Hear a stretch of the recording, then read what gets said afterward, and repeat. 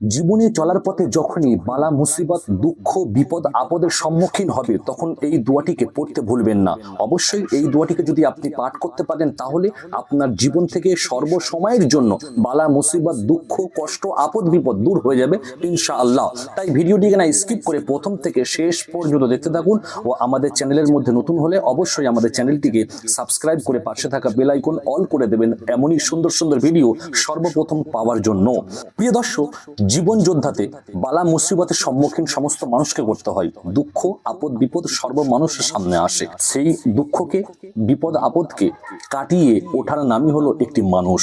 যখন আপনি সমস্ত দিক থেকে হতাশাগ্রস্ত হয়ে যাবেন, পেরেশানি হয়ে যাবেন, বালা মুসিবতের সম্মুখীন হবে, রাসূল সাল্লাল্লাহু আলাইহি ওয়াসাল্লামের এই দোয়াটিকে পড়তে ভুলবেন না।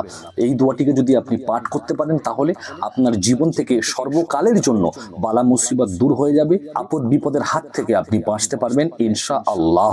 তাই অবশ্যই এই ভিডিওটিকে আপনাদের বন্ধুদের মাঝে এবং বিভিন্ন সোশ্যাল মিডিয়াতে দিন প্রচারের স্বার্থে শেয়ার করে রাখবেন।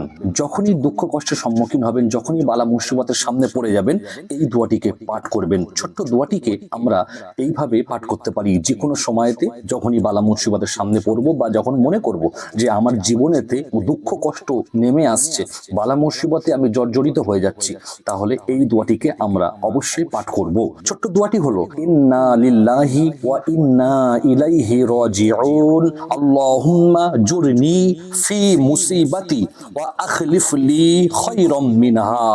এইভাবে আপনারা দোয়াটিকে যদি পাঠ করতে পারেন তাহলে অবশ্যই আপনার জিন্দেগি থেকে, আপনার জীবন থেকে বালা মুসিবত সর্বকালের জন্য দূর হয়ে যাবে ইনশাআল্লাহ। আশা করি আজকের এই ভিডিওটি আপনাদেরকে ভালো লেগেছে। যদি ভালো লাগে অবশ্যই ভিডিওটিকে একটি লাইক করবেন। দেখা হবে আবারও কোনো ভিডিওর মাধ্যমে।